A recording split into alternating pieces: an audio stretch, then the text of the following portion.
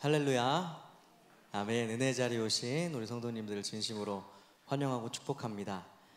주님께서 우리에게 주실 그 은혜를 기대하며 오늘도 예배의 자리로 나아가길 소망합니다. 예배를 드릴 때 어떤 마음으로 나아가십니까?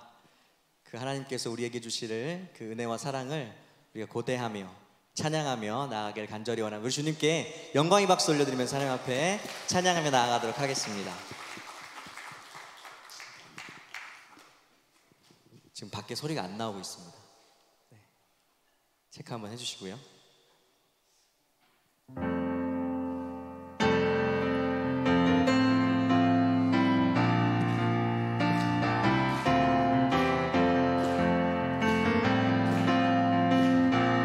나의 반석이신 하나님, 나의 반석이신 하나님, 행하신 모든 완전하시니 나의 생명 되신 나의 생명 되신 하나님, 내게 행하신 일 찬양합니다.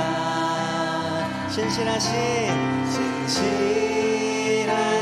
하나님, 실수가 없으신 좋으신 나의 주, 신실하신 하나님, 신실하신 하나님, 실수가 없으신 좋으신 주님, 좋으신 나의 주, 나의 반석이신 나의 반석이신 하나님, 행하신 모든 것 완전하시니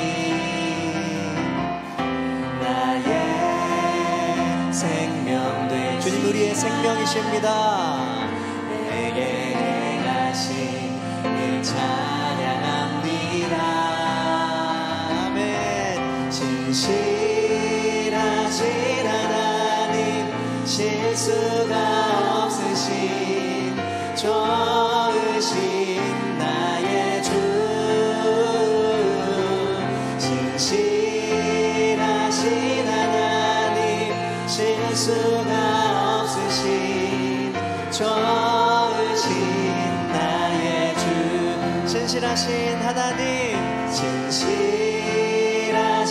하나님, 실수가 없으신 좋으신 나의 주,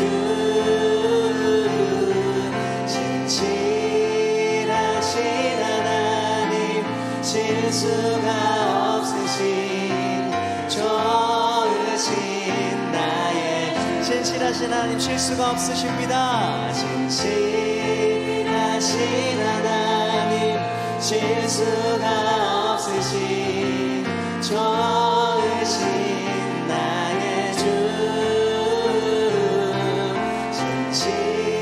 신실하신 하나님, 실수가 없으신 좋으신 나의 주, 좋으신 나의 주님, 좋으신 나의 주, 우리 주님 참 좋으십니다. 좋으신 나의 주, 좋으신 나의 주,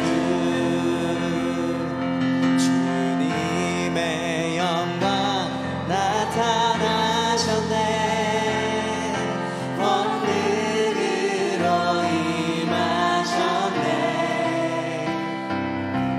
죽음에서 날 살리신 주 성령, 놀라우신 주 하나님, 주님의 영광이 나타나셨네, 주님의 영광 나타나셨네,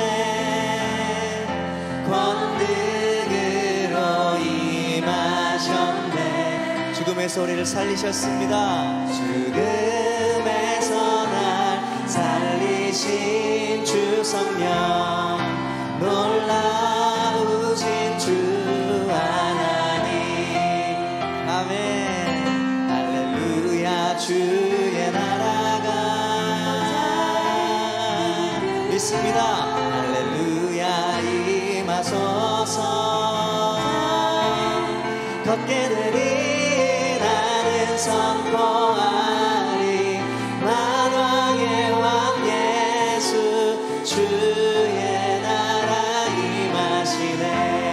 주님의 영광 나타나셨네. 주님의 영광 나타나셨네. 권능으로 임하셨네. 죽음에서 날 살리신 주 성령 놀라우신 주 하나님. 할렐루야. 우리 주의 나라가 할렐루야 주의 나라가 있습니다. 할렐루야 임하소서. 번개들이 나는 선포하리 만왕의 왕 예수 주의 나라 임하시네. 할렐루야. 우리 주의 나라가 할렐루야 주의 나라가 할렐루야 임하소서. 번개들이 나는 선포하리 만왕의 왕 예수 주의 나라 임하시네. 나는 선포하리 예수 그리스도를 나는 선포하리 만왕의 왕 예수 주의 나라 임하시네. 우리의 가운데 영광으로 임하시는 주님께 박수로 영광 올려드리겠습니다. 아멘.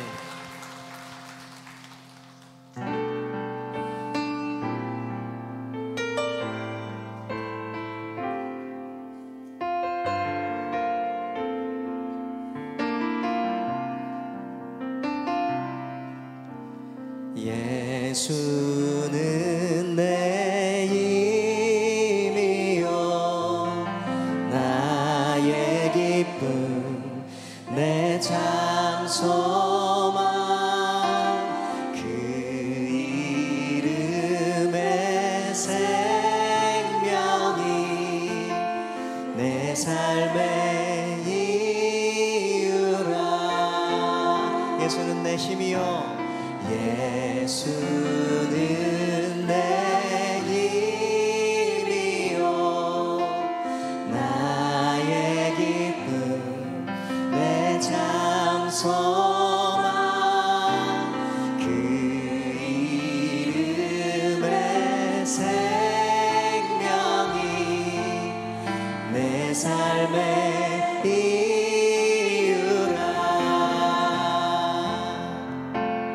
오직 주만 따라갑니다. 오직 주만 높임 받으소서. 내 평생에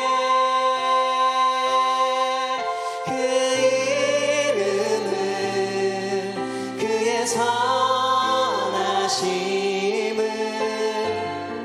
세상에 노래합니다. 그 이름에 크신 능력 영원한 생명이 내 삶의 이유라. 내가 사나 죽으나 내가 사나 죽으나 그 이름을 위하여 내 모든 것 다 드리니 나를 받으소서. 오직 주님만 따라가겠습니다. 오직 주만 따라갑니다. 오직 주만 높임 받으소서.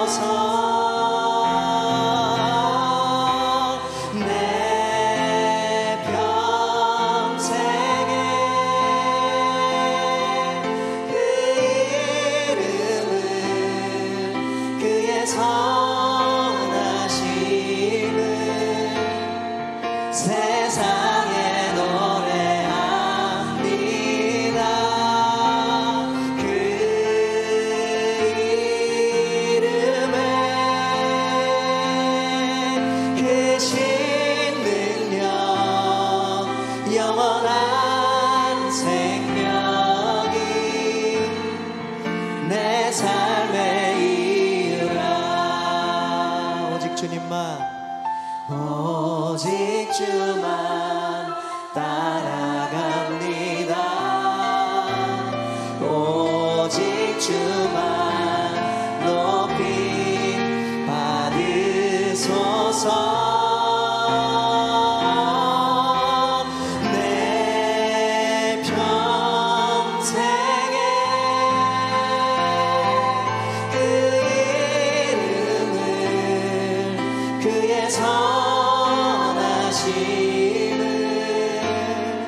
세상에 노래합니다. 그 이름에 아멘. 크신 능력 영원한 생명 내 삶의 이유입니다. 내 삶의 이유라. 내 평생에 주님의 그 이름을 내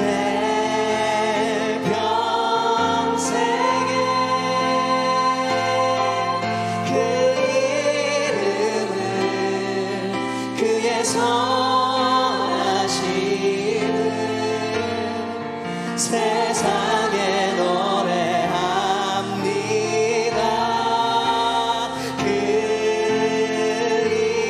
이름에 크신 능력 영원한 생명이 내 삶의 부르신 곳에서 나는 예배하네. 어떤 상황에도 나는 예배하네. 부르신 곳에서 나는 예배하네. 어떤 상황에도 나는 부르신 곳에서 예배하네. 아멘. 부르신 곳에서 나는 예배하네. 어떤 상황에도 나는 예배하네.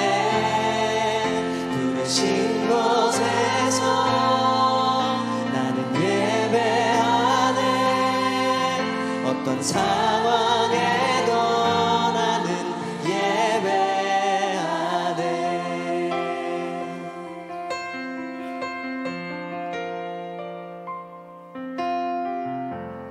따스한 성령님 마음으로 보내 내 몸을 감싸며 주어지는 평안함 만족함을 느끼네. 부르신 곳에서 나는 예배하네. 어떤 상황에도 나는 예배하네. 부르신 곳에서 나는 예배. 어떤 상황에도 어떤 상황에도 나는 예배하네.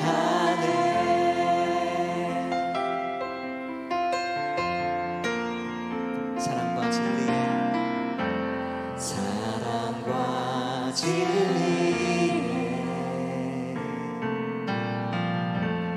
한 줄기 빛 보내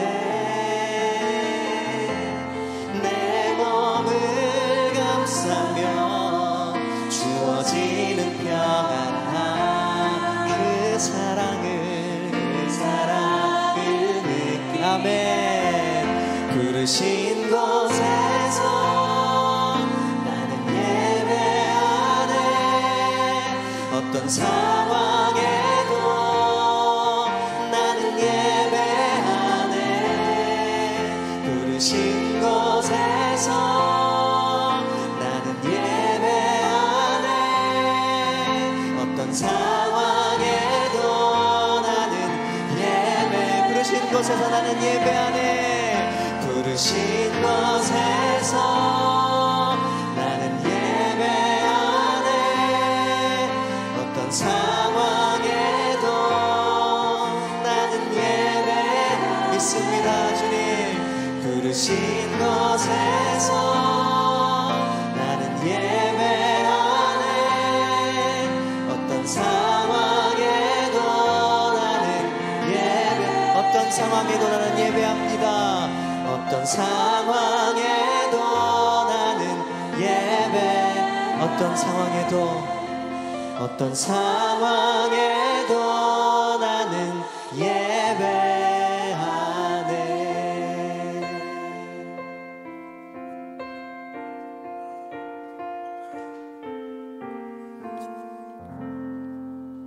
다 함께 기도드리겠습니다. 부활하신 예수 그리스도를 통해 우리에게 새 생명과 희망을 주셔서 감사합니다. 부활의 첫 열매이신 예수 그리스도를 만남으로 우리는 부활의 두 번째 열매가 되었습니다. 부활의 삶과 부활의 기쁨을 누리게 하여 주시되 나의 열매로 끝나는 것이 아니라 주님께 나아가지 못한 이들에게 나아가 그들에게 부활하신 예수님을 전하는 귀한 인생 되게 하여 주옵소서. 하나님, 온 세계는 극심한 기후변화로 지진과 가뭄과 홍수와 더위와 추위로 삶의 터전들이 위협받고 있으며 식량과 삶의 문제와 인간의 탐욕으로 전쟁으로 더 큰 고통 속에 허덕이고 있습니다. 또한 우리나라는 여전히 산불의 피해로 고통 속에 살아가는 사람들이 있고 정치와 세대와 이념으로 나뉘어져 어지러운 세상이 되어가고 있습니다. 온 세상을 창조하신 하나님, 이 세상을 불쌍히 여겨주시고 회복의 은혜를 더하여 주옵소서. 하나님, 우리 교회를 위해서 기도합니다. 우리 교회에게 맡겨주신 사명, 교육과 선교의 사명을 잘 감당하게 하여 주시고 특별히 행복한 사람들의 축제로 나아갑니다. 진군식으로부터 시작하여 많은 것들을 준비하고 진행하고 있습니다. 온 성도가 동참하게 하여 주셔서 많은 새로운 영혼들이 오는 그 하나님의 잔치에 모두가 기쁨으로 참여하게 하여 주옵소서. 또한 글로벌 가족부의 사역과 다음 세대의 사역들이 활발하게 진행되고 있습니다. 하나님 은혜를 부어주시되 사역자와 모든 선생님들이 지치지 않도록 늘 새 힘을 더하여 주옵소서. 우리 담임 목사님 위해서 기도합니다. 끊임없는 사역들과 모든 것을 책임져야 하는 부담감과 또한 묵묵하게 걸으셔야 하는 외로운 그 길 가운데 언제나 동행하여 주옵소서. 힘과 능력을 주시고 은혜를 베풀어 주옵소서. 그리하여 새노래 명성교회 사명을 잘 감당하게 하여 주옵소서. 이제 말씀으로 나아갑니다. 찬양대와 담임 목사님의 말씀 가운데 기름 부으셔서 하나님께는 영광, 우리 모두에게는 은혜가 되게 하여 주옵소서. 감사드리며 부활하신 예수 그리스도의 이름으로 기도드렸습니다. 아멘.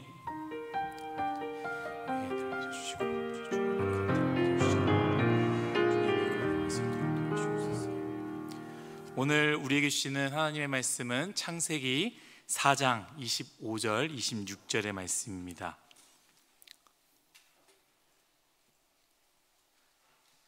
창세기 4장 25절 26절의 말씀은 제가 가진 구약성경 6페이지에 있습니다. 창세기 4장 25절 26절의 말씀, 제가 한 절, 마지막 26절은 다 함께 합독하겠습니다. 아담이 다시 자기 아내와 동침하매 그가 아들을 낳아 그의 이름을 셋이라 하였으니 이는 하나님이 내게 가인이 죽인 아벨 대신에 다른 씨를 주셨다 함이며 셋도 아들을 낳고 그 이름을 에노스라 하였으며 그때의 사람들이 비로소 여호와의 이름을 불렀더라. 아멘. 수요 찬양대가 찬양으로 하나님께 영광 돌려드린 후에 담임 목사님께서 나오셔서 여호와의 이름을 불렀더라 제아의 말씀을 주실 때 큰 은혜의 시간이 될 줄로 믿습니다.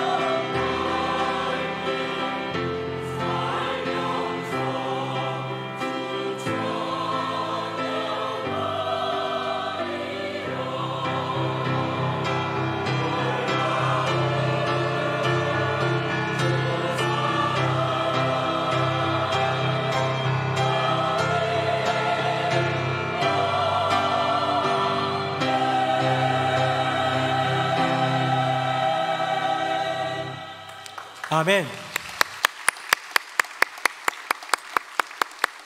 네, 우리를 위해 부활하신 예수님의 은혜가 우리 가운데 가득하기를 주님의 이름으로 축복합니다. 우리 앞에 분 보시면서 인사 한번 하겠습니다. 성도님을 보니 예수님을 본 것 같습니다. 시작. 성도님을 보니 예수님을 본 것 같습니다. 성도님을 보니 예수님을 본 것 같습니다.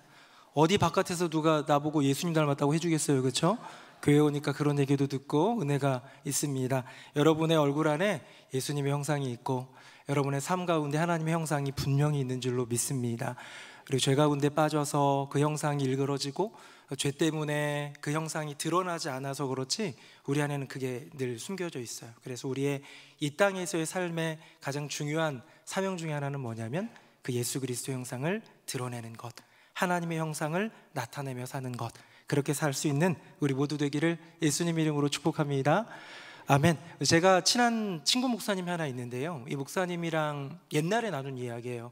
그 목사님의 가정사에 대한 이야기를 들었는데, 목사님이 무슨 얘기를 하냐면 아버지가 고등학교 때 돌아가셨대요. 근데 아버지가 사업하시고 돈도 잘 버시고 경제적인 능력도 그래서 어렸을 땐 굉장히 잘 살고 그랬다는 얘기를 많이 하더라고요. 근데 아버지가 돌아가셨는데 아버지가 우리 집에 어떤 그 기둥 같고 또 버팀목 우산 같고 막 지붕 같고 이런 분이었는데, 이분이 돌아가셨는데 몰랐던 것들이 막 나타난 거예요.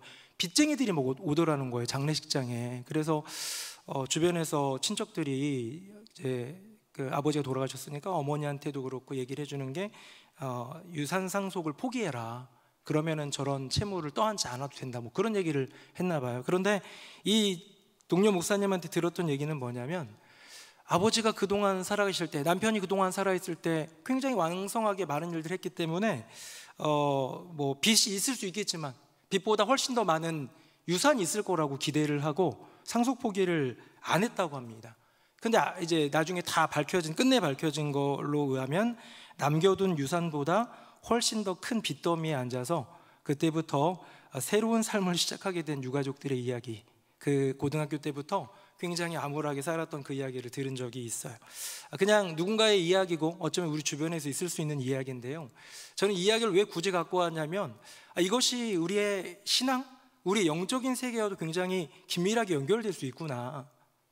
분명히 재산을 유산으로 상속할 수도 있지만 상속은 유산만 되는 거예요? 아니잖아요. 그 재물만 되는 게 아니라, 재산만 되는 게 아니라 빚도 상속이 되잖아요. 어떤 것이 우리의 삶 가운데 상속이 될까? 어떤 것이 우리의 삶 가운데 이어질까? 이거는 분명히 다른 문제라는 생각이 듭니다. 오늘 계속 우리가 나오고 있는 인물들을 살펴보면 아담이 있습니다. 아담은 인류의 표상이고 인류의 시초죠, 그렇죠? 그 인류의 첫 출발이 되는 인류의 대표, 그 아담으로 말미암아 후손들이 뻗어가는데요, 이 이어짐이 다르더라는 거예요. 우리 지난 시간에 살펴본 가인 같은 경우는 그 아담에 있었던 선악과를 따먹었던 원죄의 그 죄성이 계속 이어지는, 죄가 이어지는 걸 보게 되고요. 아벨은 이제 죽었으니까 아벨 다음에 나오는, 오늘 이제 좀 이따 나오게 될 세대 이야기를 통해서는 또 거기서는 은혜가 흘러가고 있더라는 거예요. 근데 조금 전에 제가 얘기했던 제 동료 목사님의 어떤 유산의 상속과 관련된 거랑 본질적으로 다른 게 하나 있습니다. 그건 뭐냐? 아버지가 돌아가셨을 때에 빚을 남겨두면 그 빚을 자녀들이 나눠서 책임져야 되고요, 물질을 남기셨다면 그 유산을 나눠가지고 이렇게 가져가면 돼요, 그렇죠? 근데 영적인 세계는 안 그렇더라는 거예요. 아버지는 동일한데 어떤 자식에게는 죄가 흘러가고요, 어떤 자식에게는 은혜가 흘러가더라는 거예요. 어떤 자식은 자꾸 자식 하니까 욕하는 거 아닙니다, 여러분. 그냥 자식이라고 얘기한 거예요. 어떤 자녀를 통해서는, 그 가문을 통해서는요, 계속해서 좋지 않은 것들이 흘러가고, 어떤 곳에서는 믿음과 은혜와 좋은 축복들이 흘러가더라는 거예요. 똑같은 아버지인데. 그러면 뭔가 다르지 않습니까? 우리 모두가 다 아버지 탓하고 살 수는 없습니다. 우리에게 주어진 분명한 부름이 있다면 선한 것을 받아서 선한 것을 이어줘야 되지 않을까? 자녀둔 부모라면 반드시 스스로에게 던져봐야 될 질문이 있는 거예요. 뭐냐? 무엇이 대를 잇게 할 것인가? 나는 무엇을 후대에 물려줄 것인가? 저는 이제 애가 넷이나 되다 보니까 내 자녀에게 물려줄 거를 생각해야 되잖아요. 저는 물질 물려줄 생각이 없어요. 이거 보니까 큰 아들만 와 있는 것 같은데, 아들아 내가 물려줄 게 없다, 기대하지 마라. 근데 그건 우리 아빠도 그랬다.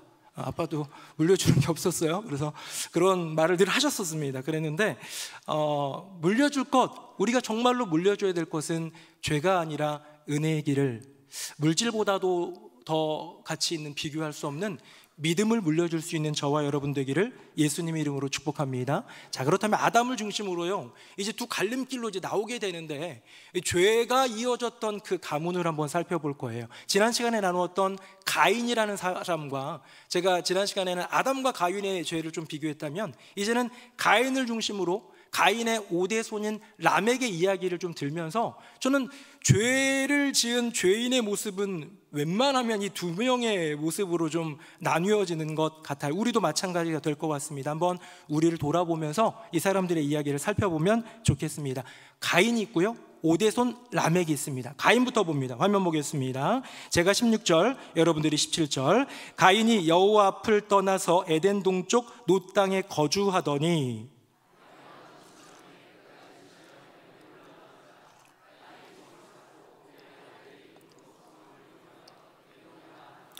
아멘. 여러분, 제가 이 타이틀을 가인, 두려워하는 죄인이라고 한번, 두려움이 가득한 죄인이라고 한번 타이틀을 정해봤어요. 자, 죄 지은 사람, 저도 여러분도 죄인이죠, 그렇죠? 때론 죄 가운데 넘어지기도 하고 죄의 어떤 속박으로부터 자유롭지 못한 그런 인생 살아가는 게 성도의 삶이기도 합니다. 그런데 그 대표적인 모습 중에 하나가 뭐냐면 두려움 가운데 속박되어 있는 인생이에요. 두려움이 가득한 죄인. 여러분, 두려움과 여호와 하나님을 경외하는 것과 뭔가 좀 비슷해 보이는데요, 본질적으로 다른 부분이 있어요. 자, 오늘 본문 방금 읽은 것에 보니까 똑같은 단어가 두 번 나오는데요, 에녹이라는 단어입니다. 근데 그 에녹이 달라요. 하나는 뭐예요? 아들을 낳았는데 그 아들 이름을 에녹이라고 했고요, 또 하나는 자기를 위하여 성을 쌓았는데요, 그 성의 이름을 에녹이라고 했습니다. 자, 그럼 에녹이라는 그 이름이 두 번이나 나왔으니까 조금 한번 살펴봐야 되지 않겠습니까? 에녹이라는 단어는 크게 두 가지 의미를 갖고 있는데요, 하나는 봉헌하다, 바치다, 뭐 이런 건데, 오늘 본문에 나오는 이 가인의 아들, 가인이 만든 성의 이름의 에녹은 두 번째 의미로 모든 웬만한 성경학자들이 보고 있어요. 뭐냐면 다시 시작하다, 리스타트의 개념이에요. 다시 시작하다. 자, 가인은 에덴에서 추방당한 아담과 하와의 이제 아들로서 잘 지내다가, 열심히 농사하다가 제사 한번 잘못 드려서 하나님한테 약간 거절당하고, 욱하고 화나는 마음 때문에, 질투하고 시기하는 마음 때문에 동생을 들판으로 데려와서 쳐 죽였지요. 살인자가 되어서 하나님으로부터 징계를 받고 쫓겨납니다. 놋 땅이라는, 유리함이라는 의미의 땅 가운데 머물게 될 때에 그가 처음으로 이름 지은 자기의 아들 에녹, 다시 시작이다. 이제 자기를 위하여 성을 짓고 그 이름을 에녹, 다시 시작이다, 그럴듯한 이름입니다. 그런데 가인의 다시 시작은 과연 의미 있는 고백이었을까? 가인이 다시 시작하다라고 할 때, 낳은 아들의 이름을 에녹이라고 할 때 이렇게 얘기한 것 같아요. 내 인생은 이 아들로부터 다시 시작한다. 내 인생은 쫑났다는 거예요. 내 인생은 망했다는 거예요. 내 인생은 회복이 안 돼요. 왜? 가인은 저주받은 인생이니까. 그런데 내 아들을 통해서 나는 다시 시작하겠다라는 멋진 고백 같지만, 여러분, 정말로 다시 시작은 누구와 함께 해야 합니까? 여호와 하나님과 다시 시작해야 되는 줄로 믿습니다. 가인에게 분명히 잘못한 것이 많아서 어디 가면 죽임당할 수 있는 가인의 인생 가운데, 제가 지난 시간에 얘기했어요, 은혜의 표를 주었어요. 가인을 해하지 못하도록, 죽이지 못하도록 은혜의 표를 주었고, 그것이 지금 오늘날 우리가 고백하는 은혜의 표는 뭐예요? 지난 주간에는 고난 주간이었죠. 바로 십자가입니다. 그 십자가 붙들고 살아가야 되는데, 십자가로 다시 시작해야 되는데, 여러분, 죄로 넘어지면 뭘로 시작해야 돼요? 다시 십자가, 다시 그 은혜, 다시 주님으로 시작을 해야 되는데, 나를 용서하실 수 있는 분, 새롭게 하실 수 있는 분, 놀라운 길을, 역사를 보여주실 수 있는 분과 함께 다시 시작해야 되는데, 가인은 에녹, 자기의 아들과 다시 시작하고요, 또 하나 무슨 이름을 에녹이라고 그랬어요? 성이에요. 성. 여러분, 성은 뭘까요? 인류 역사상 처음으로 성을 지은 사람은 바로 이 가인입니다. 오늘 본문에 방금 읽은 거예요. 그 성은 뭐예요? 나를 지키는 거예요. 왜 성을 만들었을까요? 누가 나를 죽일까 봐 여전히 두려움에 사로잡힌 사람, 바로 가인입니다. 괜찮아, 내가 너에게 은혜의 표를 줄게. 이거 갖고 있으면 아무도 너 못 죽여. 너를 해할 수 없어. 널 건드릴 수 없어. 내가 보호할 거야. 누가 말씀하신 거예요? 하나님이 말씀하신 거예요. 하나님이 주신 은혜의 표가 있는데 그것을 신뢰하지 못하고 이 성이 다시 시작이라는 의미의 에녹이라는 이름의 이 성이 나를 보호할 거야 라고 한다면 정말 여호와 하나님 주신 은혜의 표는 어디에 있는 것일까요? 가인의 인생을 제가 살펴보니까 이유로 잘 나오지는 않습니다만 가인의 인생이 끝까지 불행할 수밖에 없는 까닭은요, 그가 죄를 지었기 때문이 아니에요. 죄를 지은 사람들 중에서 은혜의 길, 축복의 길, 회복의 길 가는 사람 얼마나 많아요, 성경에 보니까. 그런데 그가 끝까지 불행한 까닭은 그가 죄인이기 때문이 아니라 하나님이 주신 은혜의 표가 아니라 수고의 성을 쌓았기 때문이죠. 내가 노력해서 내가 이룰 수 있는 수고의 성을 쌓았기 때문이죠. 사랑하는 성도님들, 여러분 중에 우리가 평생을 살면서 앞으로 죄를 한 번도 안 짓겠다라고 결단하시고 고백해도 정말 그럴 수 있는 분 있습니까? 우리는 또 넘어질 거예요. 그 넘어짐이 자주 있지 않기를, 큰 넘어짐이 아니기를 바라면서 우리 자신을 지켜가겠지만 우리는 넘어집니다. 자, 그렇다면 넘어졌을 때 우리에게 필요한 것은 무엇이냐? 다시 일어서는 거죠. 에녹이에요. 다시 시작하는 거예요. 그런데 그 에녹이 아들의 미련을 두고 아들만 오매불망 바라보는 그 다시 시작이 아니라 내가 주님이 주신 은혜의 표가 아닌 수고의 성을 쌓아가지고 이게 물질이든 건강이든 내가 갖고 있는 수많은 업적들과 많은 든든하게 나를 보호해 줄 것 같은 그런 것들을 쌓는 인생이 아니라 보이지 않지만 내 인생의 주관자이신 여호와 하나님 한 분을 바라보는 저와 여러분 되기를 예수님 이름으로 축복합니다. 새로운 출발, 새로운 시작의 때에 내가 쌓은 성이 아니라 여호와 하나님만이 나를 도와주시는 분이다라는 고백, 그 믿음이 있어야 되는. 근데 가인은 그러지 못했어요. 은혜의 표도 주었고 용서해줘서 어떻게 보면 새로운 살 길을 열어주신 하나님이 계신데도 불구하고 그렇지 못한 이유는 뭐냐? 이 안에 가득한 두려움 때문이겠죠. 사랑하는 새노래명성교회 성도님들, 혹시 죄로 인해 넘어지셨다면 여러분들의 심령은 인간적인 두려움이 장악하고 있습니까? 여호와 하나님의 끝없는 사랑이 채우고 있습니까? 두려움의 반대는요, 용기 같아요. 두려움의 반대는 담대함 같아요. 그런데요, 성경은 어떤 면에선 두려움의 반대는 사랑이라고 말하는 것 같습니다. 한번 같이 읽어볼까요? 화면 보시고 같이 읽겠습니다. 시작. 사랑에는 두려움이 없습니다. 완전한 사랑은 두려움을 몰아냅니다. 두려움은 징벌을 생각할 때 생기는 것입니다. 그러므로 두려움을 품는 사람은 아직 사랑을 완성하지 못한 사람입니다. 아멘. 여러분, 성경은 두려움을 얘기할 때 종종 이렇게 사랑을 얘기하는데 이 사랑은 그냥 인간의 사랑 정도가 아니에요. 연인의 사랑도 부모의 사랑도 그런 사랑도 아니에요. 친구의 우정, 그런 개념이 아니에요. 이 사랑은 여호와 하나님의 사랑이고요, 이 땅 가운데 오셔서 우리를 위해 십자가를 지신 예수님의 그 사랑, 그 완전한 정말 그런 온전한 그 사랑이 바로 예수님의 사랑인데 그 사랑이 채워질 때 두려움이 떠난다는 거예요. 우리가 호랑이를 보면 무서우는 그 두려움을 얘기하고 있는 게 아니에요. 인간의 마음 가운데 있는 그 두려움, 뭐 때문에 그렇다고요? 방금 본 본문 다시 볼까요? 두려움은 뭐 할 때 생긴대요? 징벌을 생각할 때 생기는 거래요. 아, 나 이렇게 되면 저렇게 될 것 같아 라는 두려움. 맞아요.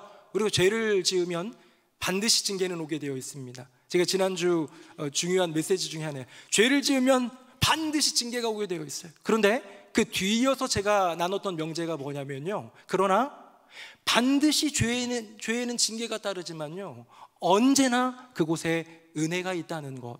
그렇다면 우리는 이 심령 가운데 두려움으로 채우는 것이 아니라 다시 예수의 사랑으로 채울 수 있어야 되지 않을까요? 제가 청년 때요, 대학생활 하고 있을 때 선교단체에서 훈련받고 이럴 때 정말 저의 멘토 같은 분이 그런 얘기를 해준 적이 있어요. 처음에는 무슨 말인지 못 알아들었어요.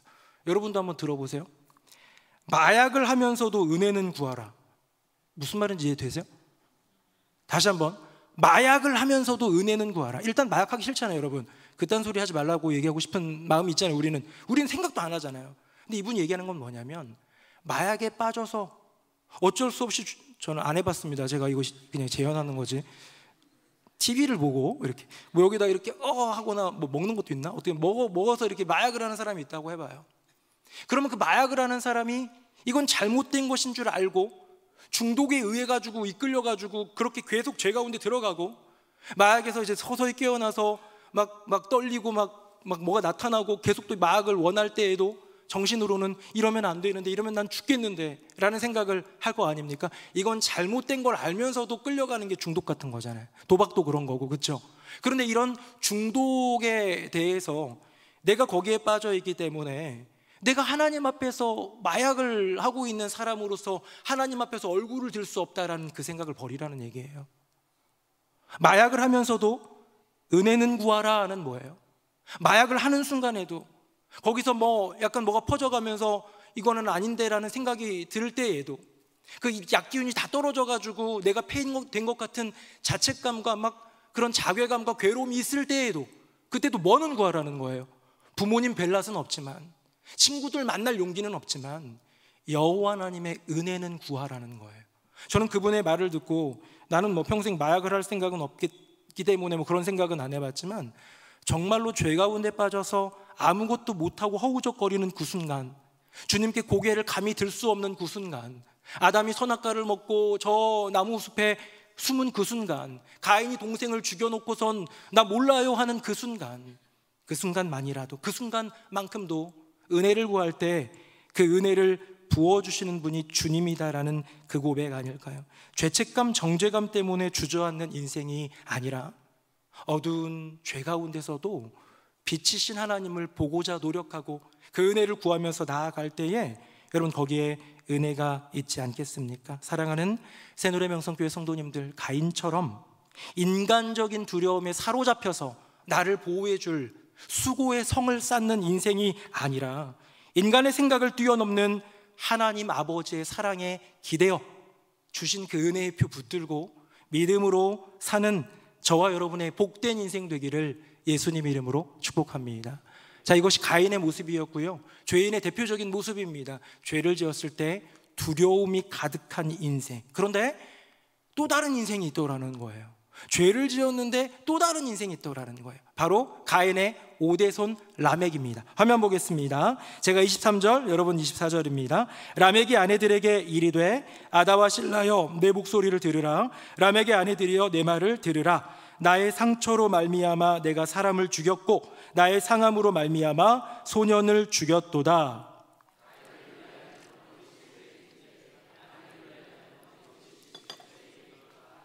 하였더라. 아멘. 네, 라멕입니다. 라멕이라는 사람은 여기서 이걸로 끝나기 때문에 아마 기억 잘 못하실 수 있고 주변 인물이지 그렇게 막 중심 인물은 아닌 것 같은데 굳이 이 가인의 계보 가운데 이 의미 있는 인생으로 등장하게 되면서 보여주고 있어요. 저는 가인의 죄와 이 라멕의 죄를 보고요, 가인이 죄인이 됐고 라멕도 죄인이 됐는데 그들이 갖고 있는 모습이 완전히 다르다는 걸 봤어요. 가인은 어땠죠? 무엇이 이 안에 가득 찼습니까? 두려움이었어요. 그래서 성을 쌓았어요. 그 성 안에 자기를 숨겼어요. 은혜의 표를 의지하지 않고 수고의 성으로 내가 나를 보호할 수 있는 것들로 쌓아놓고 거기서 벌벌 떨며 살았어요. 죄를 해결하지 못하니까. 그런데 라멕은 다릅니다. 라멕은요, 뻔뻔함으로 그 심령을 채웠던 인생입니다. 죄를 저지르고도 죄책감이 없는 죄인의 모습이에요. 우리도 보면 TV에 보면 이렇게 이렇게 그 앞에 이렇게 죄인 이렇게 호송돼 가지고 와가지고 잠깐 인터뷰하는 곳 있잖아요, 그렇죠? 거기 있을 때 대부분 다 고개 팍 숙이고 모자 쓰고 어떻게 다 유니폼처럼 검은색 모자 어디서 구해가지고, 그렇죠? 서가지고 다 죄송합니다, 유가족이 죄송 이런 얘기를 하는데 그 중에서는 얼굴 쳐들고 뻔뻔하게 더 죽였어야 되는데 이런 얘기하는 사람이 있어요, 그렇죠?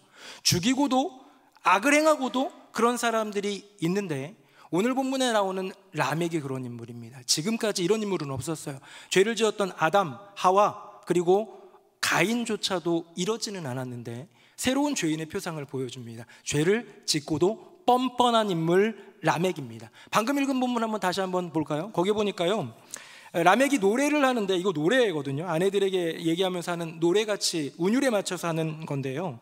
잘 들으라고 하면서 제가 색칠한 것만 읽어보면, 나의 상처로 말미암아 내가 사람을 죽였대요. 나의 상함으로 말미암아 소년을 죽였대요. 근데 다른 성경으로 보니까요, 이렇게 되어 있어요. 누구랑 이렇게 하다가 누가 나한테 멍들게 했더라? 내가 그때 죽여버렸어. 이 얘기예요.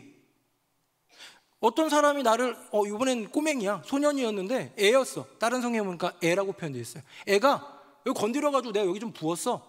그러니까 죽여버렸어 라고 얘기를 하는 거예요. 그러면서요, 다음에 뭐라고 자기가 얘기하냐면, 다시 봅니다. 가인을 위하여는 벌이 7배일진데, 하나님이 그렇게 주셨잖아요. 너를 죽이려는 사람은 7배의 그런 대가를 치르게 될 거니 너 못 죽여. 은혜의 표가 있어. 이건데 라멕이 얘기합니다. 라멕을 위하여서는 벌이 77배이리로다. 여러분, 가인이 잘못했죠. 동생 죽였잖아요. 그렇죠? 근데 하나님이 은혜로서 주신 표, 그건 하나님이 주신 건데, 라멕은요, 지가 얘기해요. 나는 그거 건드리면 77배야 라고 지가 노래 부르고 지가 거두는 표예요. 나 조금 건드려서 내가 그 녀석 죽여버렸어.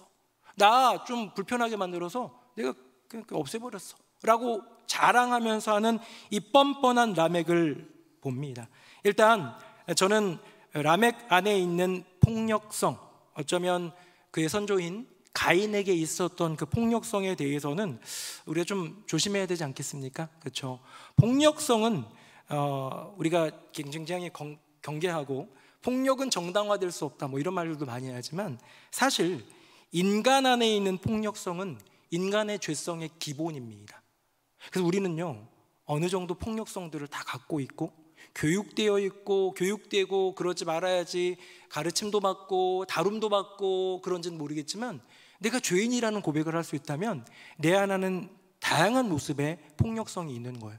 꼭 뭐 물건을 던져가지고 주먹으로 쳐가지만이 폭력이 아니에요. 언어로도 폭력을 저지를 수도 있고요, 수많은 관계 속에서 폭력을 저지를 수 있습니다. 제가 생각해 보면 아이들이 볼 수 있는 프로그램들도 다 폭력적이에요. 저는 어렸을 때 그 옛날에는 진짜 브라운관 TV 같은 거였었잖아요. 그렇죠? 그런 TV. 요즘 같은 뭐 올레나 뭐 이런 게 어디 있습니까? 그렇죠? 그냥 TV 이렇게 돌려가지고 봤었는데, 그때 제일 좋아했던 TV 프로그램이 맥한더였어요. 맥한더 아세요? 여러분 잘 모르시는군요. 네. 그랜다이저 아세요? 마징가제트 아세요? 대충 들어보긴 하셨죠? 다 싸우는 거예요. 어렸을 때부터 싸우는 것만 보여줬어요. 그리고 요즘에도 애들 마찬가지입니다. 또봇, 카봇, 파워레인저. 남자애들 대충 보는 그런 만화들은요, 어쨌든 싸움을 통해서 정의를 구현하죠. 악당을 물리치는 거죠. 물리치는 방법이 대부분 다 폭력이에요. 어른들은 뭘 좋아합니까? 어벤져스. 저 나쁜 빌런들을 물리치기 위해 지구방위대가 결성이 돼가지고, 저는 어벤져스를 안 보기 때문에 무슨 내용인지 모르지만 어쨌든 그런 내용 아닙니까? 히어로들이 모여서 뭐 하는 거예요? 토론을 통해서 평화를 이뤄요? 아니잖아요. 그렇죠? 주먹으로, 힘으로 싸워 이룰 수밖에 없는 이 세상의 모습, 어쩌면 당연하다는 듯이 허용되고 있는 것이 우리 사회의 폭력이다라는 것이죠. 그런데 그런 폭력을 라멕은 저지르고도 뻔뻔해요. 가인을 죽인 사람은 7배인데 하나님이 그러셨는데, 그러면 나 죽이면 77배다 라고 하나님이 말씀하시는 것이 아니라 자기가 호언장담하는 이유는 무엇일까요? 라멕 안에는 죄의 비교가 있기 때문이에요. 라멕은 지금 우리가 흔히 하고 있는요, 죄의 비교를 하고 있어요. 뭐냐? 가인이 잘못했어요? 라멕이 잘못했어요? 자, 가인은 애꿎은 동생, 착한 동생, 아벨 제사 잘 드려가지고 하나님께 인정받았다고 자기 동생을 죽인 사람 가인이에요. 근데 그런 사람에게 7배의 보호하심이 있었다면 나는 어때요? 일단 멍들게 한 것밖에 안 되지만, 일단 여기 좀 붓게 한 것밖에 안 되지만 나는 정당방위라는 거예요. 그냥 방어한 거예요. 그냥 네가 나한테 먼저 했다라는 그런 이유로 살인을, 똑같은 살인이어도 그 형량이 다르다라는 것을, 죄의 무게가 다르다라고 얘기하는 것이죠. 여러분, 세상에서는 형량이 다를 수 있어요.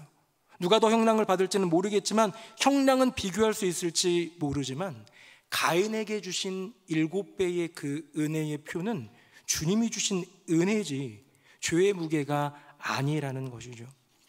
요즘에 제가 그런 얘기를 듣습니다. 법정에서 판사가 딱 서가지고 이렇게 누군가 잘못한 사람이 와가지고 그런 것들을 재판에서 이루어지는 그런 과정 가운데에 가해자 측 변호인도 있고 피해자 측 변호인도 있지요.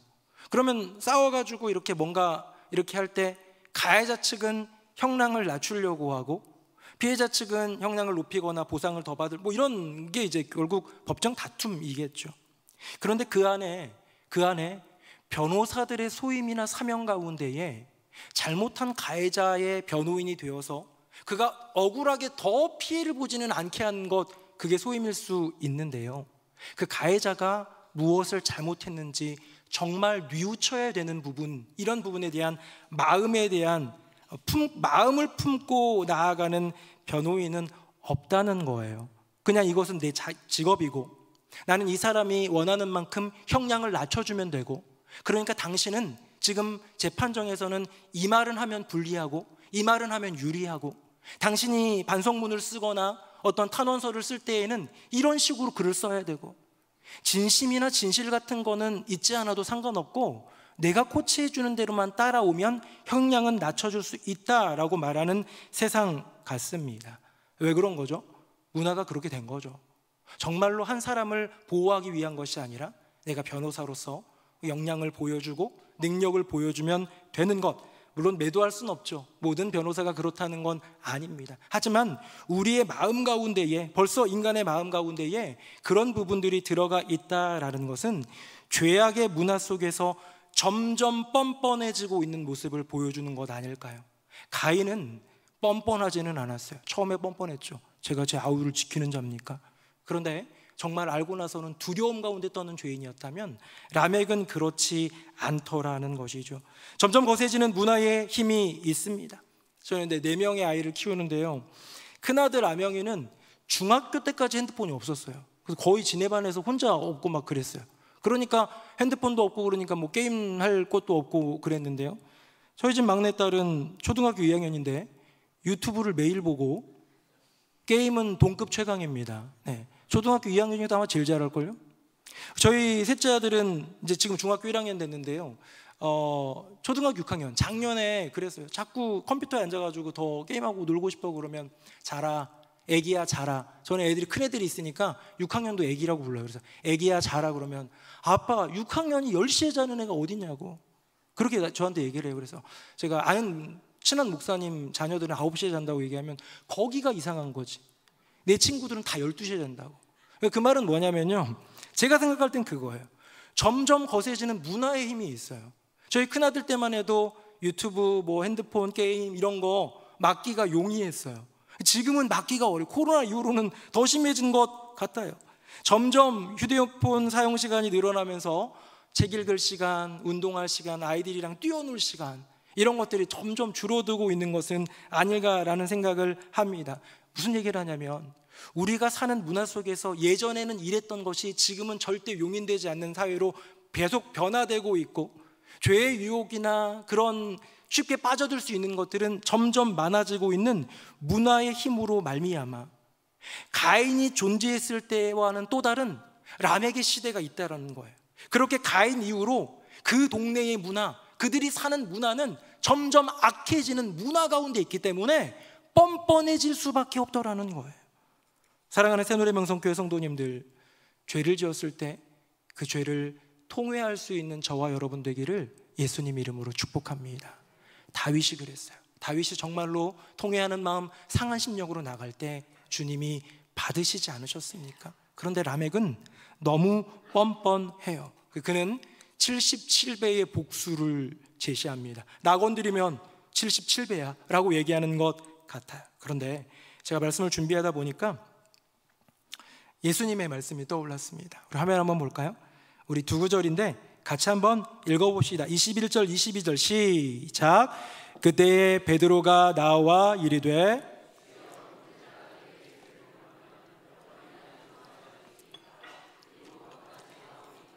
예수께서 이르시되 내게 이르노니 7번뿐 아니라 7번을 70번까지라도 할지니라.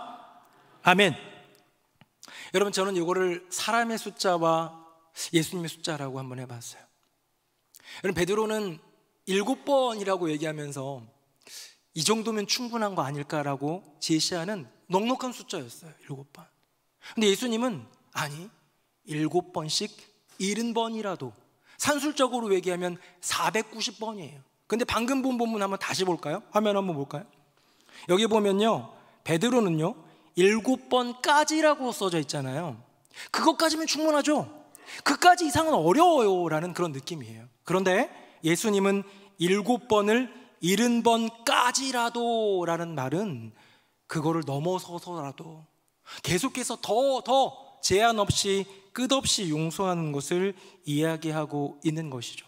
여러분, 사람의 숫자는 7번의 용서가 마지막 같지만 예수님의 용서는 490번, 아니 그거라도 더 이상까지라도 라고 얘기하고 있고요. 오늘 본문에 있는 이야기 속에서 라멕은 77배의 복수를 말하지만 예수님은 490번의 용서를 말씀하시더라는 거예요. 우리 인생 가운데는 이렇게 언제나 갈림길이 존재합니다. 7번 용서냐, 70번씩 7번 용서냐, 77배의 저주와 복수냐, 490번의 끝없는 용서냐라는 갈림길 앞에 서게 되더라는 거죠. 자, 오늘 아직 안 끝난 겁니다, 여러분. 가인과 라멕의 이야기를 나누면서 두려움에 자기 성만 세우고 그 안에 갇혀 사는 안타까운 불쌍한 죄인 가인을 보았고, 죄를 짓고도 뻔뻔했던, 그리고 나 건드리면 가만 안 둬 하면서 오히려 엄포를 놓고 위협을 하는 라멕이라는 인생, 또 다른 죄인의 모습을 보았습니다. 이들의 길은 결국 죄의 길이었어요. 이들의 가문은 죄의 가문이 됐어요. 같은 아담인데 아담의 첫 번째 아들 가인, 그가 한번 넘어진 것이 제대로 회복이 되지 않으니까 그 가문은 죄의 가문, 죄의 길로 빠져들게 되었어요. 그렇다면 다른 길, 다른 가문 하나 우리 한번 살펴볼까요? 화면 보겠습니다. 25절 제가 읽고 26절 같이 읽어볼게요. 아담이 다시 자기 아내와 동침함에 그가 아들을 낳아 그의 이름을 셋이라 하였으니 이는 하나님이 내게 가인이 죽인 아벨 대신에 다른 씨를 주셨다 함이며, 셋도 아들을 낳고 그의 이름을 에노스라 하였으며 그때에 사람들이 비로소 여호와의 이름을 불렀더라. 아멘.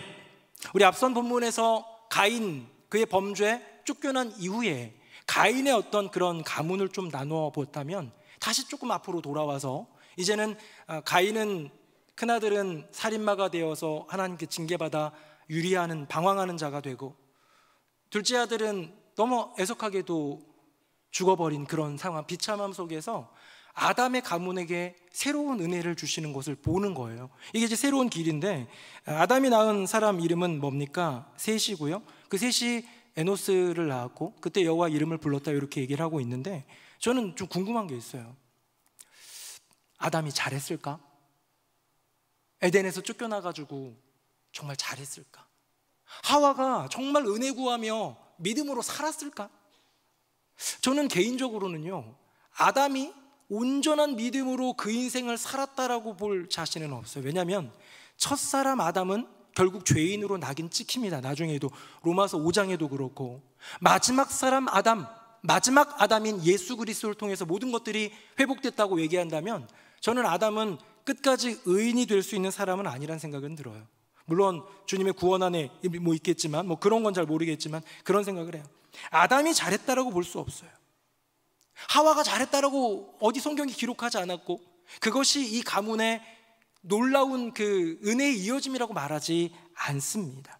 형제간 살해 앞에 무력할 수밖에 없었던 부모님인데, 아담과 하와인데, 거기에 하나님의 사랑과 은혜가 이어지더라는 거예요. 내가 행한 것과 상관없는, 나의 애씀과 수고와는 상관없는 하나님의 전적인 택함 가운데 주시는 그 선물, 은혜가 흘러가더라는 거예요. 자, 그거를 한번 볼까요? 다시 한번 봅시다. 보겠습니다. 거기 보면요, 제가 이번에는 색칠을 좀 했는데 아담의 고백이에요. 노란색을 칠한 걸 보면 이렇게 제가 칠했습니다. 하나님이 내게 주셨다라고 했죠. 이 하나님이 내게 주셨다라는 말은 뭡니까? 아담이 가인을 잃고 아벨도 잃고 이제 내 인생에 소망도 없는 것 같은 그때에 하나님이 내게 주셨다, 다른 씨를 내게 주셨다라는 그 고백은요, 너무 큰 선물이잖아요. 근데 이 원어를 살펴보니까 이건 내가 어떻게 할 수 있는 게 아니라 하나님이 내게 주신 전적인 선물이다라는 고백이에요. 아담은 고백합니다. 내가 잘해서 얻은 것이 아니라 우리 여호와 하나님이 나를 긍휼히 여기사.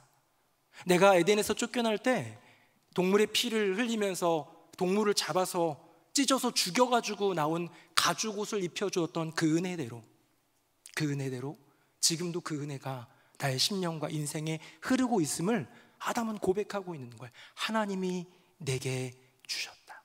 다른 씨를 주셨다. 다른 소망을 주셨다. 다른 길을 주셨다.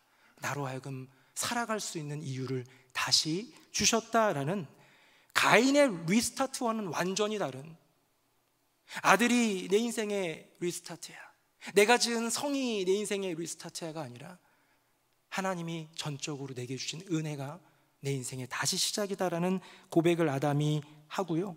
그 다음에 이제 다음으로 넘어가 볼까요? 한번 볼까요? 두 번째는 셋인데요, 셋 때에 셋이 이제 아들을 낳았어요. 26절에 보니까 그 이름을 에노스라고 했는데요, 그때의 사람들이 비로소라는 말은 이때까지는 여호와 이름을 막 부르지는 않았다는 얘기예요. 이제서야 비로소 여호와의 이름을 불렀더라라고 말하고 있습니다. 이게 뭘까? 왜 이때부터 여호와의 이름을 불렀을까? 아담은 왜 안 불렀을까? 셋이 살아 있을 때는 왜 그런 일이 없었을까?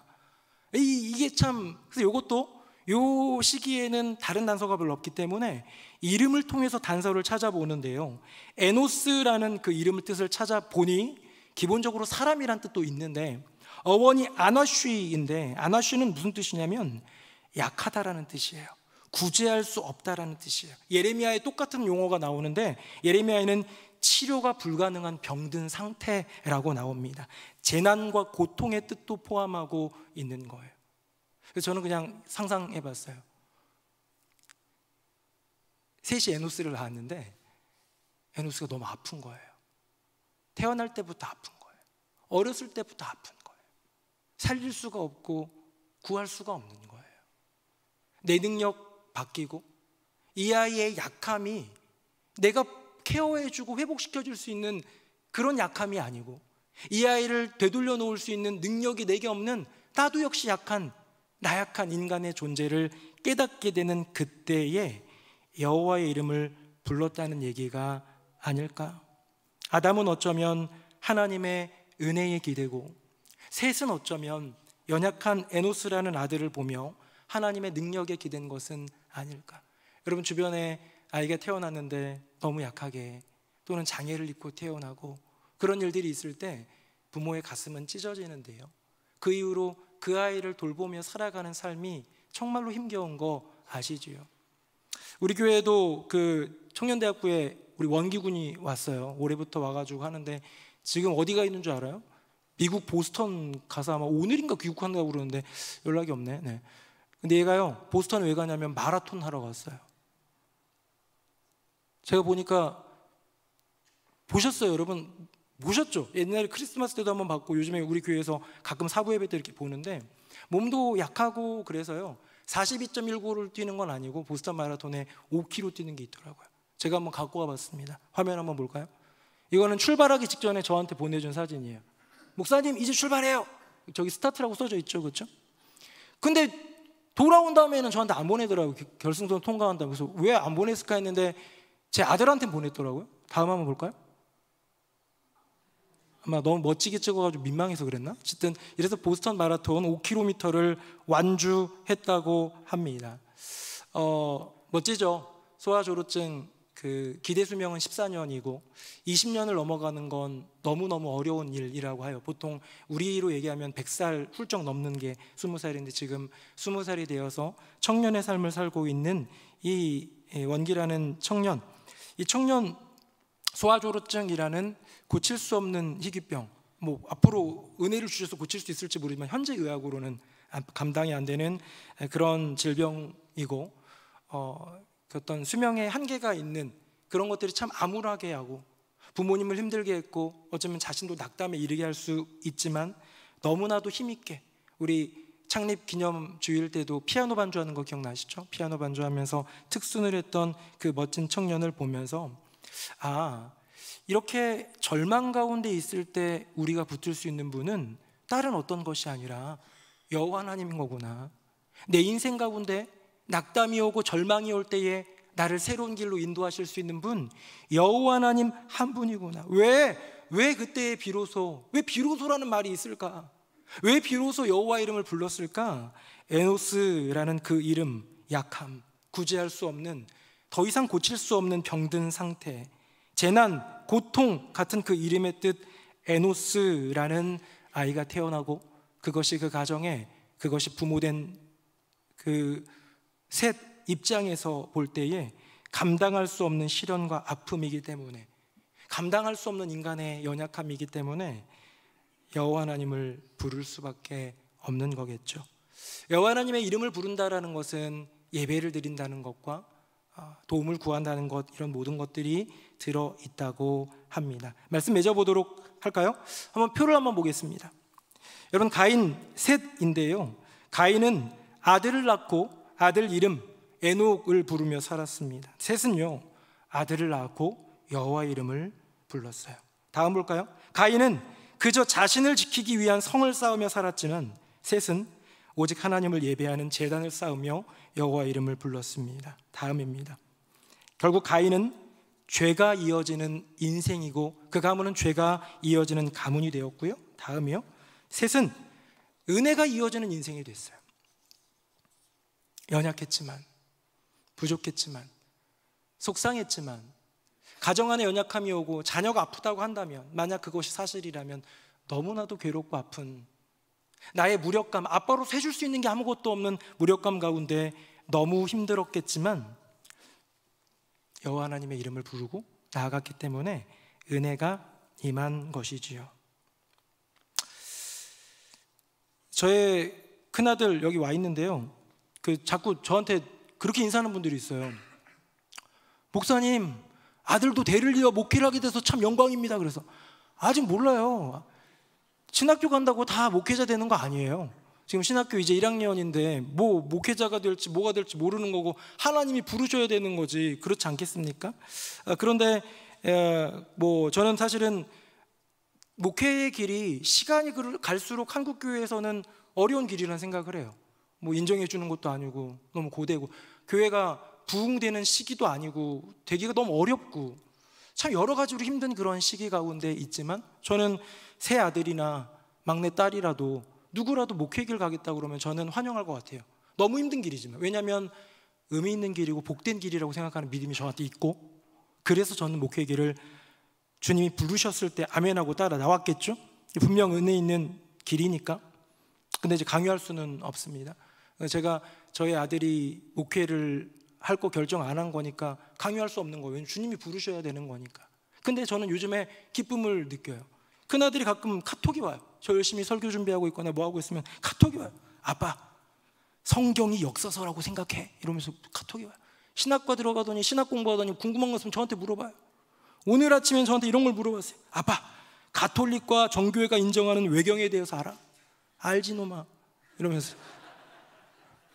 어쨌든 그래요. 근데 이제 뭐 성경을 배우니까, 신학을 배우니까, 아빠는 신학을 했던 사람이니까 궁금하면 물어보는데 그게 너무 좋은 거예요. 요즘에는 저녁에 집에 가가지고 얘기를 하면, 신학교를 다니는 아들이다 보니까 자연스레 성경 이야기도 나오고 신학 얘기도 나오고, 청년대학부 공동체를 너무 좋아하니까 청년대학부 얘기도 나누고, 얘는 거의 성경 얘기, 신학 얘기, 교회 얘기 저한테 얘기하고, 나는 여자는 없냐 묻고 이러면서 그러면서 이제 재밌게 놀고 있는데요. 아들이 목회를 한다라는 것이 중요한 것이 아니라 아들이랑 신앙의 이야기를 나눌 수 있는 게 난 참 좋더라고요. 왜냐하면 여러분, 그게 가장 가치 있는 일 아닐까? 아들이 의사가 되고 검사가 되고 훌륭한 사업가가 돼가지고 돈 많이 버는 것보다 정말 신앙의 이야기를 나눌 수 있는 게 우리의 꿈이 되어야 되지 않을까요? 좋은 대학교 가는 것보다 뭐 캠퍼스도 별 볼 일 없고 막 그렇다 할지라도 믿음의 이야기 나눌 수 있다면 저는 이제 그게 너무 좋은 거예요. 그래서 저는 둘째, 셋째, 넷째도 여기 없어서 하는 얘기인데 공부 안 해도 상관없어요. 제 아들들한테 얘기 좀 하지 마세요. 꼭 이런 얘기하면 가가지고, 야, 니네 아빠가 공부 안 해도 되는데 바로 얘기하더라고요. 바로 1시간 내로. 우리 교인들은 참 대단해. 근데 제가 진심입니다. 사실은 저는 공부에 그렇게 관심은 없어요. 이 아이들이 믿음으로 자라주면 좋겠다라는 마음이 드는 것이죠. 왜? 세상에서 잘 나가는 많은 것들이 있다 할지라도 은혜가 이어지지 않고 죄가 이어질 수 있는 거예요. 그렇잖아요. 그런데 세상에서는 보여지는 것 아무것도 없어도 믿음이 이어지고 은혜가 이어질 수 있다면 여러분, 그것이야말로 가장 복된 길 아닐까요? 사랑하는 성도님들은 가인의 길과 셋의 길, 그 둘 중에서 어떤 길을 선택하시겠습니까? 성도님들의 가문은 지금 가만 보니까 물론 죄악이 이어지고 있지는 않겠지만 죄의 대가 이어지고 있습니까? 은혜의 대가 이어지고 있습니까? 그러기 위해선 우리가 깨어 있어야겠죠. 저는 저와 여러분 우리 모두가 가인처럼 죄책감에 사로잡혀 나만의 성을 쌓고 들어가서 하나님조차 안 보려고 하는 인생 안 됐으면 좋겠어요. 라멕처럼 죄에 둔감해져가지고 뻔뻔하게 자기 합리화만 하는 그런 인생도 아니었으면 좋겠어요. 그저 내 인생에 주어진 에노스, 그 약함, 구제할 수 없음, 더 이상 살릴 수 없는 그 병 가운데 거함, 이런 에노스, 그 약함 속에서 은혜의 주님을 바라보고 잠잠히 하나님의 사랑에 기댈 수 있는 우리 모두 되면 좋겠습니다. 그렇게 가인의 길이 아닌 셋의 길을 선택하는 저와 여러분의 인생 되기를, 가인의 가문, 죄악의 대가 이어지는 가문이 아닌 은혜의 대가 이어지는 셋의 가문과도 같은 복된 가문 되시기를 예수님의 이름으로 축복합니다. 아멘. 우리 함께 찬양하겠습니다.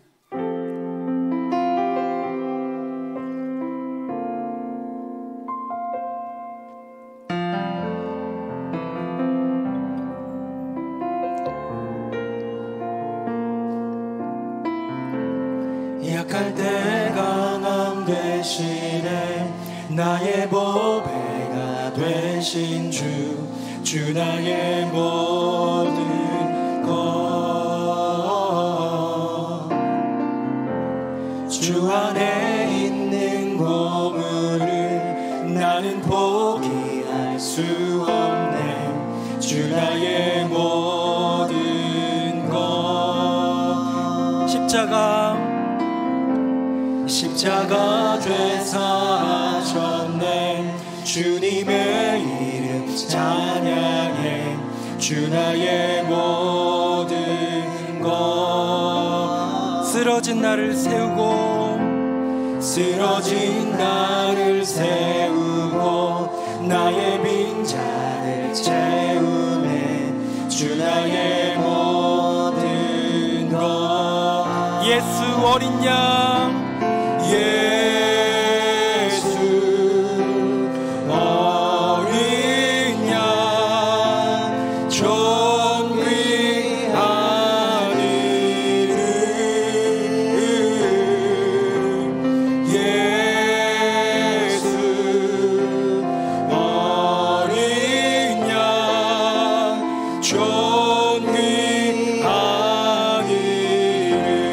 다시 한번 십자가 죄사하셨네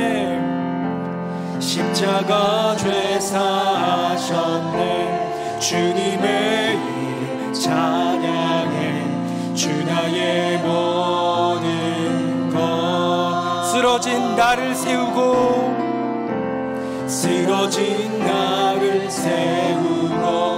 나의 빈자를 채우네 주 나의 모든 것 예수 어린 양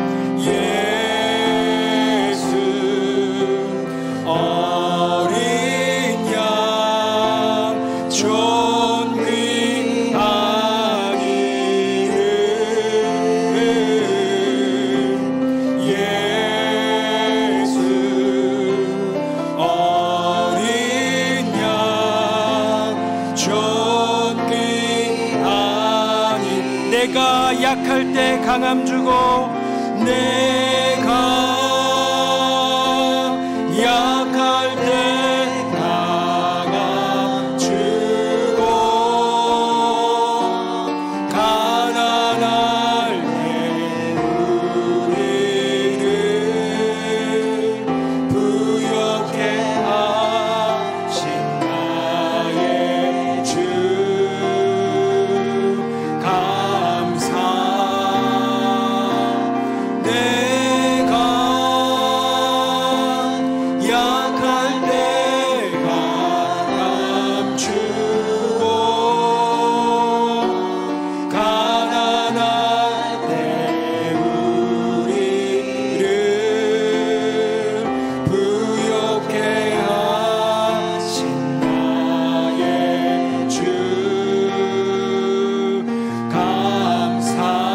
내가 약할 때 내가 약할 때 강함주고 가난할 때 우리를 부욕해 하신 나의 주. 마지막으로 한 번만 더. 내가 약할 때 내가 약할 때 강함 주고 가난할 때 우리를 부욕해 하신 나의 주. 감사.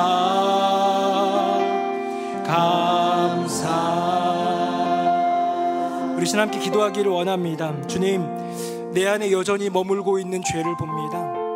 죄를 이기고 싶은데 잘 이기지 못하고 어쩌면 제가 지금도 싸우고 있는 인생이 저의 모습입니다. 하지만 주님, 가인처럼 죄책감에 사로잡혀 나만의 성을 쌓고 들어가 있는 인생 되지 않기 원합니다.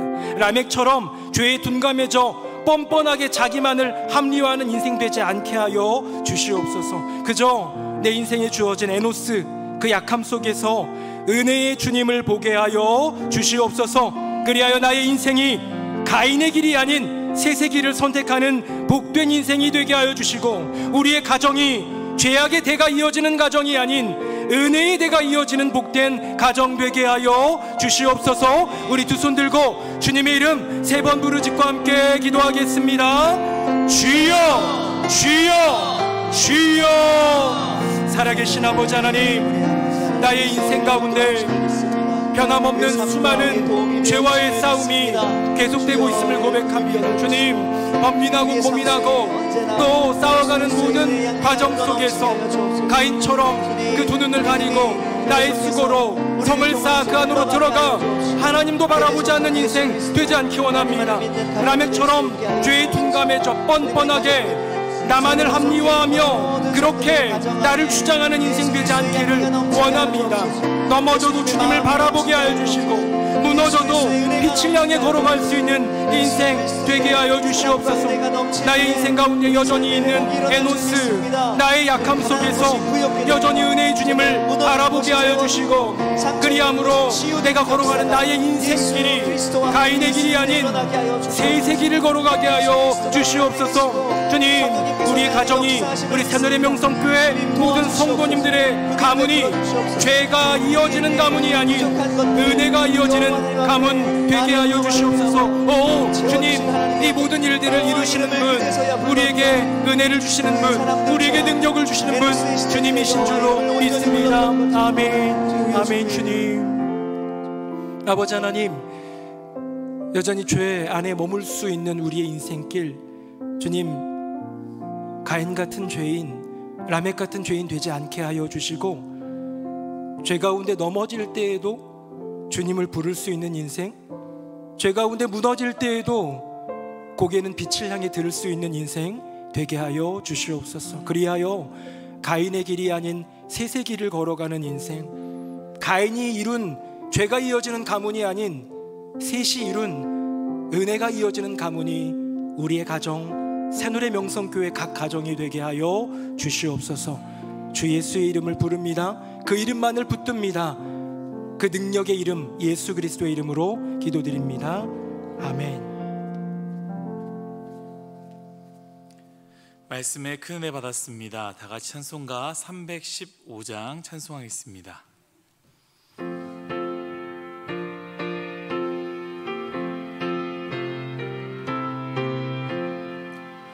내 주 대신 주를 참 사랑하고 곧 그에게 죄를 각오합니다. 그는 은혜를 주신 내게 주시니 이전보다 더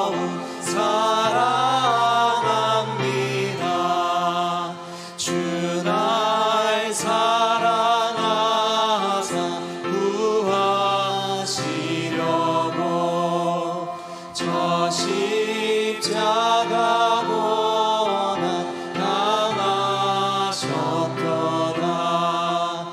그가 시관 쓰신 내 주 배우니 이전보다 더욱 사랑합니다. 그 영광의 나라 나 들어가서 그 풍성한 은혜 늘 감사리. 금면류관 쓰고 나 찬송할 말 이전보다 더욱 사랑합니다. 이후의 순서는 담임 목사님께서 인도하시겠습니다. 네, 수협에 나오신 모든 분들 주님의 이름으로 환영하고 또 축복합니다. 우리가 지금 행복한 사람들의 축제를 진행하고 있는데요. 한번 외쳐볼까요? 저를 따라하겠습니다. 가장 귀한 복음을 나로부터 다 함께. 쭉 한번 시작. 가장 귀한 복음을 나로부터 다 함께. 우리 12주 동안 이어지는 큰 행사고, 긴 행사고, 또 중요한 행사고, 내년에 또 할 행사고 여러 가지로 우리가 집중하고 있고 마음을 쓰고 있는데요.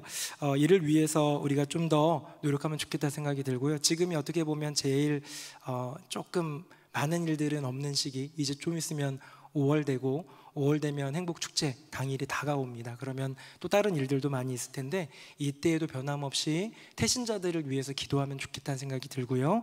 그래야 되고요. 우리가 지금 이번 주간의 미션은 교회 카페 초대하기입니다. 그래서 카페에서는 꽝 없는 행복뽑기를 진행하고 있는데 저희도 처음 하는 것보다 보니까 이렇게 상품을 몇 개 준비할까 그러면서 요 정도 준비해 놓고 그 다음에 이렇게 뭐 요일이 지나가는데 다 떨어지면 조금 더 구입하면 이렇게 하자. 한꺼번에 너무 많이 사놓으면 이게 안 오시면 안 되지 않나. 그래서 적당히 놨거든요.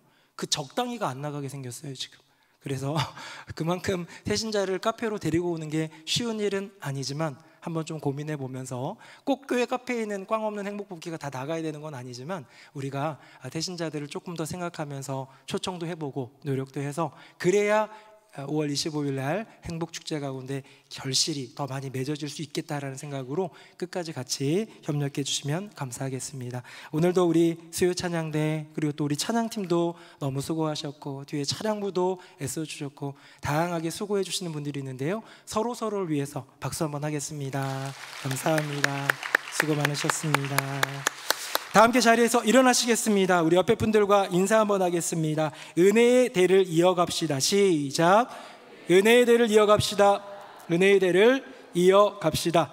가장 귀한 사람 함께 찬양하겠습니다.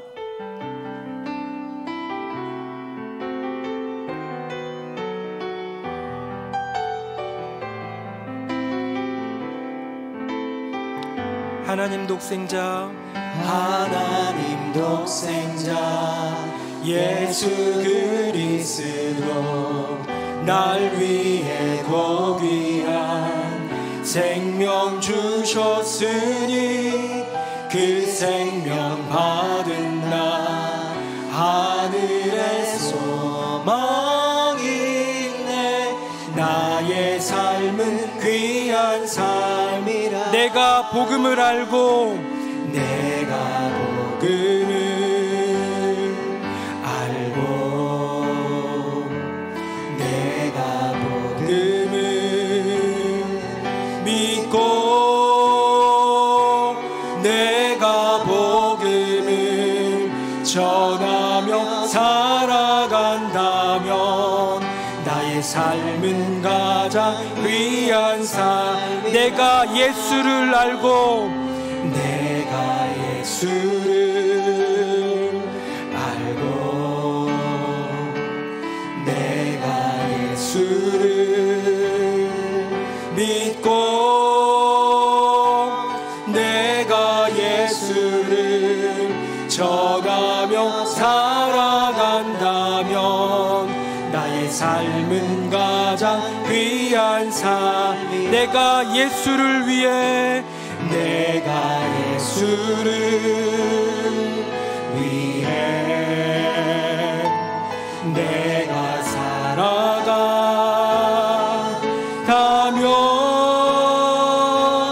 나의 작은 삶 아무도 모른다 해도 나의 삶은 가장 귀한 삶이라. 나의 삶은 가장 귀한 삶이라. 아버지 하나님, 오늘 이 수요일 저녁 주님 앞에 나와 말씀을 들으며 또 주님을 찬양하며 주님께 기도드리며 우리에게 주어진 시간을 주님께 드리게 하여 주시니 감사합니다. 하나님이 내게 주셨다 고백했던 아담의 은혜의 고백처럼, 에노스를 만나고 여호와 이름을 불렀던 능력의 주님을 고백했던 셋의 고백처럼 우리 모두에게도 여호와의 이름을 부를 수 있는, 나의 주 예수 그리스도를 고백할 수 있는 믿음 더하여 주시옵소서. 죄 가운데 허덕이지 않게 하여 주시고 죄에 둔감하지 않게 하여 주시고, 죄 가운데 있더라도 예수님의 이름을 부를 수 있는 인생, 죄 가운데 넘어졌다 할지라도 빛을 바라보며 한 걸음 내디딜 수 있는 인생 되게 하여 주시옵소서. 오늘도 예배를 위해 애쓰고 수고한 많은 주님의 귀한 종들 기억하사 은혜 더하여 주시고 복 내려 주시옵소서. 이 수요 저녁 이 예배를 지키며 주님께 나온 모든 성도들에게 은혜와 형통을 내려 주시옵소서. 은혜가 이어지는 가문 되게 하사 하나님께 영광 돌리게 하여 주시옵소서. 행복축제가 이어집니다. 주님, 우리가 마음을 품고 내게 주신, 나로 하여금 품게 하신 태신자들을 끝까지 기도하며 섬기며 그날을 사모함으로 기다릴 수 있는 우리 모두가 되게 하여 주시옵소서. 감사합니다. 주님 찬양합니다. 예수님 이름으로 축복하며 기도드립니다. 아멘. 주 예수 그리스도의 은혜와 아버지 하나님의 크고 놀라우신 그 사랑과 성령님의 교통하심이 나의 인생, 가인의 인생이 아닌 셋의 인생으로, 나의 가정, 가인의 가문이 아닌 셋의 가문으로 그렇게 은혜를 따라, 그렇게 복을 따라, 그렇게 믿음을 따라 나아가리라 다짐하며 고백하며 주님의 도우심을 구하는, 여호와의 이름을 부르는 새노래 명성교회 모든 성도님들 머리 위에, 그 삶과 가정과 앞날 위에 이제부터 영원토록 함께 하시기를 간절히 축원하옵나이다. 아멘.